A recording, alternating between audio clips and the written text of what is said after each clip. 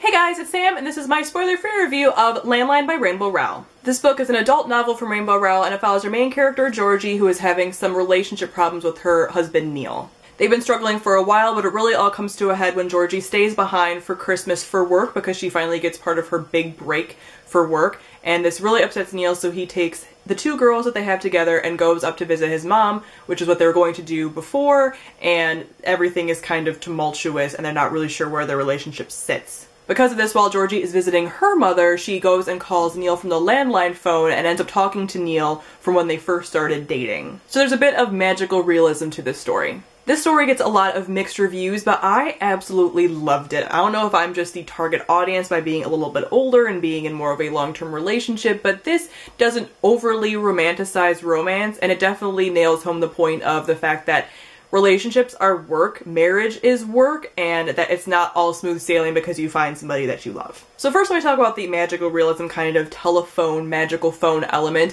I really enjoyed how that was handled in here. I wasn't sure when I've heard the synopsis over and over again, I wasn't sure how this was going to go because it feels like it could be very hokey, but I really loved it. As a fan of The Lake House, which is a movie that some of you may or may not be familiar with, I really enjoyed this, and I found that they handled that really well because it definitely was something that Georgie was like, am I going insane? What is happening? It doesn't really make sense, but I'm just going to go with it. Is this a blessing or a curse? What am I supposed to do with this, like, magical phone? Am I supposed to change time or not? What am I supposed to do? She really struggled with all these things, and so that made it a lot more realistic and believable for me. I also really enjoyed the relationship between Georgie and Neil. It's not a relationship that I necessarily aspire to, but it's definitely a realistic relationship. It was a relationship that I was pulling for. So you get to see kind of things from the beginning of the relationship and flashbacks to how they met and how they started dating and things that started happening after they were dating for a shorter period of time, and I really enjoyed that mixed in with what's going on now. The situations from when they first started dating and what's happening now kind of mirror each other in a way. They aren't the same, but they do mirror each other. I thought that was done really well and really made Georgie kind of focus on what has gone wrong, what can I do to fix this, can I fix this, what is happening, etc., etc. And so I really enjoyed that. Their relationship is realistic. The way they get together is realistic. You know, it's not just like, oh, sunbeams and running through a meadow and I meet this perfect person, I see them through the room and I just know. It was just this kind of like slow, I have a crush on this person, I have more of a crush on this person is different than the kind of person I expected to be with, but I really enjoy this person, now we're dating, now we're, you know, it's kind of this more natural progression than the very overblown media portrayal of romance. So I really loved that. I understand there's some things that some people aren't going to like about this, that the two main characters aren't necessarily likable. That is something that I enjoyed. I enjoy unlikable protagonists, and again, I wouldn't necessarily call them unlikable, and not the fact that you're gonna hate them necessarily, but they're definitely two very flawed people.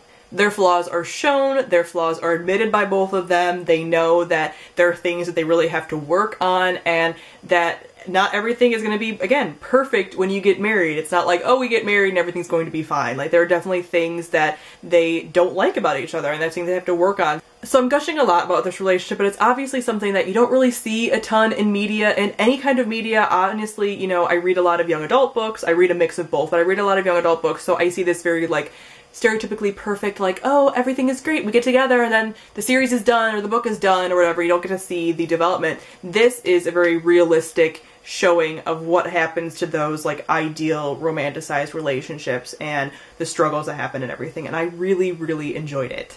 So if you enjoy a more realistic love story between adults that are very flawed and real human beings, then I think you will like this, but if you're looking for more of a sweet romance, then I don't think you'll like this one as much. Overall, I gave Landline 5 out of 5 stars. So comment down below, let me know what you thought of Landline. Thank you all for watching, and I will see all of you guys soon. Bye!